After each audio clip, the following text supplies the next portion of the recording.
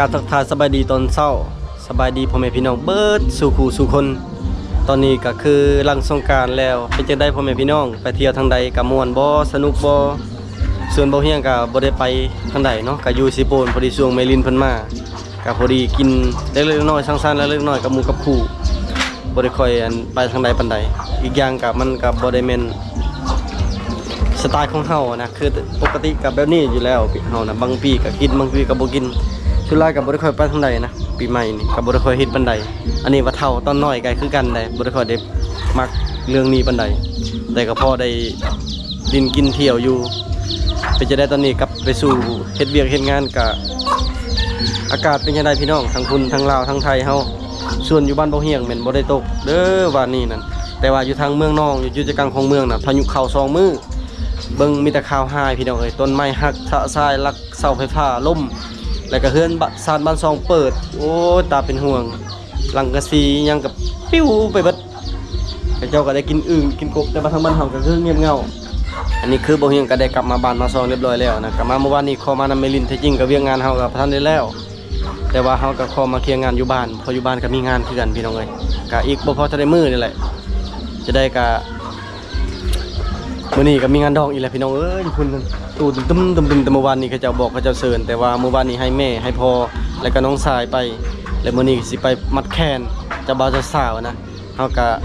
เป็นหมู่สนิทแล้วก็คนในบ้านเดียวกันนะพูดแหละบนกลางเต็นท์นะสิไปสัมผัสเบิ่งบรรยากาศคนหลายหรือน้อย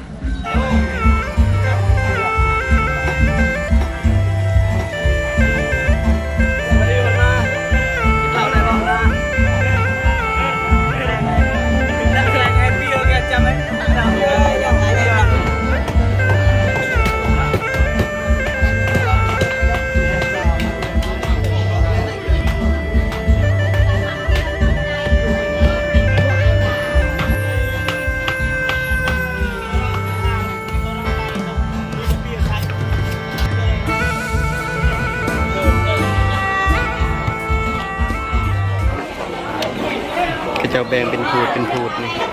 บ้านเฮาก็70ปลายหลังคาก็70ปลายพูดก็แห้งอยู่ได้สำหรับคนแบ่งยอมรับเลยเบิร์ดนะซาจนหนึ่งน้ำ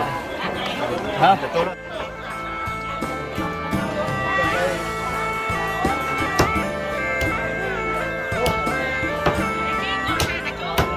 บัดนี้ตัดภาพมามือที่2เมื่อวานนี้ก็พอดีมัดคอต่อแขนเจ้าบ่าวเจ้าสาวเลยครับแล้วก็จะเปิดตู้แล้วบ่ได้ถ่ายคลิปเมื่อวานนี้อยู่ละนึงกับผู้แขนแล้วก็บ่เห็นกับบ้าบ่ได้กินข้าวซ้ำแล้วมื้อนี้ก็คือมาปรับดินมาปรับลงเท่านี้มันเต็มเบิดจุดอนามัยขี้เหงื่อตูบก็ห้ามไว้พี่ปรับปรุงขอบแบอันนี้ก็สิปรับพื้นที่ทางนี้แล้วก็ทางข้างเพื่อบนกลางเต็นท์กลางยังนี่แหละบ่เฮียก็ลืมบอกพี่น้องเอ้ยก็คือมื้อวันที่28ตอนแรกมื้อวันที่28เดือน4 2025แม่นมือมาคอน้องดาซึ่งบ่เฮียงก็หับตอนหับโดยงัวตัวนึงแล้วก็มือวันที่29ตอนเสาร์ก็คือเดือน4คือเก่าอะไร2025ก็เป็นมืองานแต่งของน้องดาแล้วน้องดาก็สละโสดแล้วจังได๋ก็ขอแสดงความยินดีนำน้องดาที่เป็นเพิ่นก็สร้างครอบสร้างครัวแล้วเพราะอายุเพิ่นก็21ปีแล้วนะก็คนเฮากันฮอดมือฮอดยามฮอดตามกำหนดเวลาเฮาก็ต้องสร้างครอบสร้างครัวรายการที่สร้างครัวไว้สร้างครัวซานะมันขึ้นกับคนเฮานะผู้ใดบางคนก็มักแบบสร้างครัวแต่น้อยผู้บางคนก็เฮ็ดให้ตัวเองเตรียมพร้อมหมดทุกอย่างก่อนอันนี้มันก็ขึ้นกับคนนั้นแต่ว่าจังใดก็แล้วแต่นะแล้วแต่ความสุขของแต่ละคนแล้วแต่การแสวงหาของแต่ละคนซึ่งงานบ่เฮียงก็ยังดนอยู่พี่น้องเอ้ยก็ถ้าติดตามไปนำกันบ่แหละตอนนี้ก็สิเข้าอายุ30แล้วได้31แล้วคันฮอดเดือน6จังหน่อยก็31ปีเต็มหน้าก็เฒ่าเหี่ยวแห้งเลยมันเล่นยังวะบักนี้นะมันกินข้าวอิ่มแล้วมันเล่นโทรศัพท์บักนี้สบายดีสบายดีแม่เบิ่งยังนั่นน่ะฮะไปเล่นไหมเกงไก่กับปิ้งปลามาเด้อบ่ได้ซื้อขนมให้กินแล้วบ่ทักทายสบายดีทักทายสบายดีปลาลุงแน่มาเด้อกินข้าวกันสบายดีโอเคไปพี่น้องเอ้ย กินข้าวอิ่มแล้วมานอนเล่นโทรศัพท์บัดนี้ จะมาโดนชัก เอาไปบ่นำ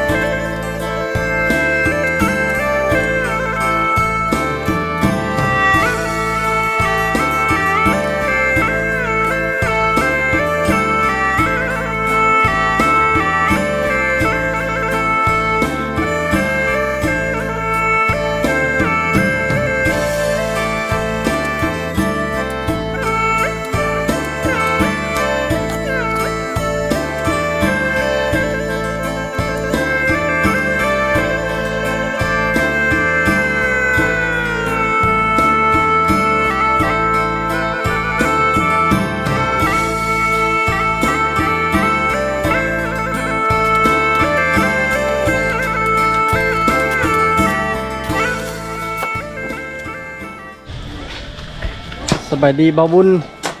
ไปดี สบายดีบ่าวโดม ไปดี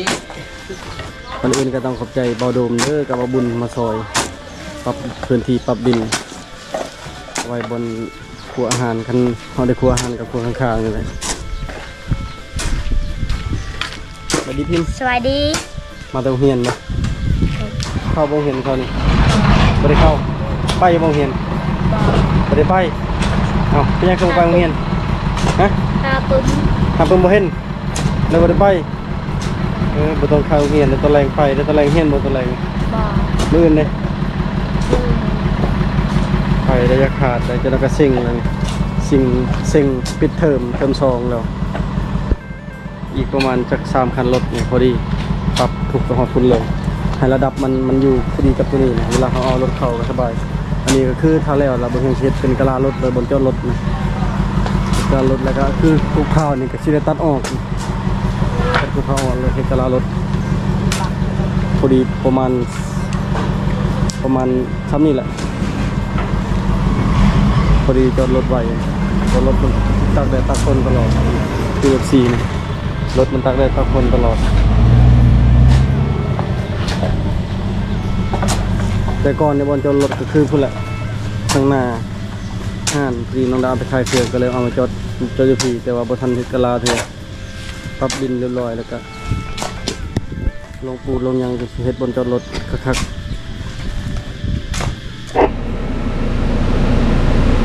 ตอนนี้ปรับสถานที่ไปทันแล้วเปลี่ยนชุดแล้วพอดีเมลินเพิ่นโทรมาเพิ่นขึ้นมาฮอนมองๆแล้วตอนนี้เพิ่นบ่ทันกลับพลังเถื่อนนะก็คือแล้วงานดองน้องดานั่นแหละเพิ่นจะสิกลับแต่ว่าบ่เฮียงก็ต้องขอโทษนำเมลินหลายๆเด้อที่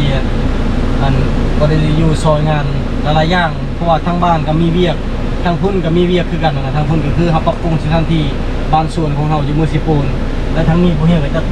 การสถานที่ก็คือที่เบิ่งนั่นแหละมันบ่มีคนซอยพี่น้อยเป็นโอเฮียงเป็นหมดทุกอย่างเลยแลนเวียกใต้แลนเวียกเหนือแลนนั่นแลนนี่นะ1ก็เฮาต้องมาเคลียร์งาน2มาก็คือเฮามาจัดการเสาโต๊ะตั้งเตียงตู้เต้นแล้วก็พวกคีย์บอร์ดอหยังแบบหลายๆอย่างนะคือจะเป็นงานน้อยอยู่แต่เราจะเฮ็ดเต็มที่ เพื่อให้มันมีทุกอย่างในงานนะเพราะว่าเป็นงานน้องก็ซ้ำเป็นงานของเฮาแหละเฮาก็ทุ่มเทนอนกับบ่หลับ2-3คืนนี่พี่น้องเฮ็ดเวียกมุ่งกับเฮ็ดกับงานตอนนี้ก็คือเบาบุญกับเบาโดมเพิ่นกำลังมุ่งหน้าเฮ็ดเวียกอยู่แต่บ่เฮียงก็ขอไปรับมิลินก่อนพอมิลินเพิ่นจะออกมิลินบ้านแล้วก็สิพาพ่อชุมปองกับนายยอดเที่ยวโคไม้ไผ่บ่เฮียงก็บ่ได้ถ่ายคลิปโซนี้ก็หลายแล้วพี่น้องไปป่าไปดงก็บ่ได้ไปข้าวเวียกแล้วก็คลิปที่ถ่ายก็บ่ได้มีเวลาลงบ่มีเวลาตัดต่อเลยแบบติดงานแบบโอ้ยหลายอย่างสาเหตุนี่แหละที่บ่เฮียงก็กะปะก่อนมีเรียนเฮ็ดเวียกอยู่พุ่นบ่เฮียงก็เฮ็ดเวียกอยู่พี่แต่มื้อนี้เพิ่นสิมาลินบ้านนะเพิ่นสิมาเที่ยวก็สิพาเพิ่นเที่ยวกูไม้ไผ่ก่อนพี่น้องเอ้ยเอ้าไปกับพิมพ์ให้พิมพ์เป็นตากล้องให้ไปกับหลานลุง2คน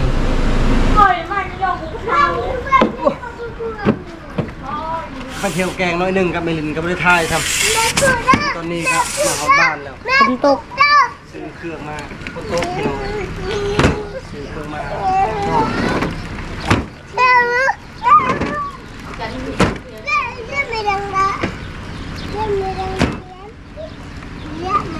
ตกกับมัน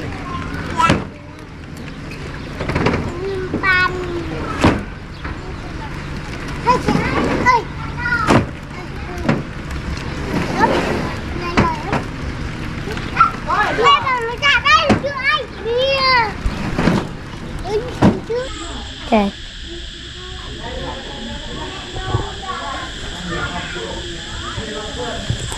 วันนี้ก็บ่ได้มีหยังพี่น้องเอ้ยก็ถ่ายแล้วเล็กน้อยๆเนี่ยบ่มีเวลาถ่ายช่วงนี้ก็จังได๋ก็ฝากเป็นกำลังใจให้บ่เฮียงคือเก่าเด้อพี่น้องเด้อเพราะว่าบ่เฮียงก็ติดงานหลายอย่างนะเพราะว่าอยู่เฮือนคือที่บ่เฮียงว่ารอหลายเทื่อแล้วบ่เฮียงน่ะเป็นเสาหลักเลยแล่นไปแล่นเหนือเฮ็ดนั่นเฮ็ดนี่นะครับแม่นเฮาคนเดียวบัดนี้เฮาก็ให้งานก็บ่หลายเฮ็ดนี่ก็บ่ได้พอซ้ำบ่สิทมอีกจัก 2-3 คันรถนะครับมันเพียงแล้วก็สิปรับเฮ็ดเบิ่งตารางรถเลยไปหาไม่ดินมื้อนี้ก็บ่ได้มีเวลาได้ถ่ายกล้องน่ะไว้ในรถแล้วก็ย่างไปแบบคือหูอะไรพี่น้อยยามแบบนี้มันก็แบบกระตือรือเฮากระตือรือร้นยันมีคอตกบุกพองและในฐานะในณที่นี่บ่เฮียงก็อยากขอแจ้งขอเล่าให้พ่อแม่พี่น้องเบิดทุกคนบ่ว่าจะอยู่ประเทศใดบ่ว่าจะอยู่ไส FC เก่าหรือ FC ใหม่คนลาวคนไทยอยู่ไสก็แล้วแต่นะบ่เฮียงก็สิขอแจ้งนั่นนี่เลยและขอเล่านั่นนี่เลยก็คือมื้อวันที่28เดือน4 2025ตอนแรงเหมือนก็จะมาขอแล้ววันที่29เดือน4 2025ตอนเช้าแล้วเป็นมือแต่งน้องดานะก็อยากเชิญชวนพ่อแม่พี่น้องเบิดทุกคนบ่ฮู้ยินดีนำน้องทั้งสองคนแล้วก็มาเบิ่งประเพณีฮิตของประเพณีอันของชนเผ่ามังกรว่างานแต่งของชนเผ่ามังกรประเทศจังไดอันนี้ก็เป็นงานแต่งของสาวมังกรกับอันบ่าวเล่าลุ่มนะก็คือเป็นแฟนของน้องดาแหละซึ่งอันแฟนของน้องดากะทุกคนไล่ก็สิเห็นเลยนะที่ว่าใครติดตามแล้วก็เห็นก็คือไปป่าตอนนั้นก็เคยไปนำบ่เฮียงอยู่2ครั้งชุดที่1ก็ไปกับบ่พิมพ์ลานจันมาแล้วก็บ่เดือนน้องดาชุดที่2ก็ไปกับบ่ฤทธิ์แล้วก็มาพาง4คนก็4คนนั้นนั่นแหละเป็นแฟนของน้องดาแล้วก็สิขอเว้าทีนึงก็คือแบบอันนี้นั่นก็คือน้องเขาคบกันแต่โดนแล้วนะก็มีแต่สิแจ้งบ่เป็นนี่แหละและผู้ใดที่บ่เฮียงบ่ได้เซตบอกเป็นการส่วนตัวก็สิแจ้งในที่นี่เลยก็อยากให้มาร่วมงานมาเบิ่งนำซึ่งตอนแรกมีงัวตัวหนึ่งตอนเช้ามีงัวตัวหนึ่งแล้วก็งานเป็นงานน้อยๆแต่ว่าเฮาก็เฮ็ดไปตามงบแล้วก็เฮ็ดไปตามกำลังเฮ็ดไปตามเลยว่าเฮาบอกแต่คนสนิทแล้วก็คนที่ฮักแพงช่วงผู้ใดที่บ่เฮียงบ่ได้บอกก็คอมเมนต์มาบอกเด้อพี่น้องเด้ออะไรเฮียงบ่เฮียงก็สิบอกอีกคือนึงพอบ่จื้อมันผู้ใดแน่พี่น้องมันหลายคนนะก็บ่มีหยังหลายพี่น้องบ่เฮียงก็ตื่นเต้นในกับบ่ได้ถ่ายคลิปหลายมื้อแล้วก็สิเอาคลิปตัวนี้ลงเลยชี้แจงญาติพี่น้องทุกคนให้นะครับฮู้นำผู้ใดอยู่ไสก็มาลิ้นมาม่วนมาเที่ยวนํกันได้ก็มาเบิ่งฮิตของประเพณีนำหลักๆก็ยูทูบเบอร์ไอ้น้องยูทูบเบอร์บ่เฮียงก็บอกหลายคนอยู่นะผู้ใดที่บ่ทันบอกก็สิบอกนำหลังแต่ผู้ใดที่บอกแล้วก็บอกอีกเนาะไปก่อนพี่น้องเด้อขอบใจหลายๆบ๊ายบาย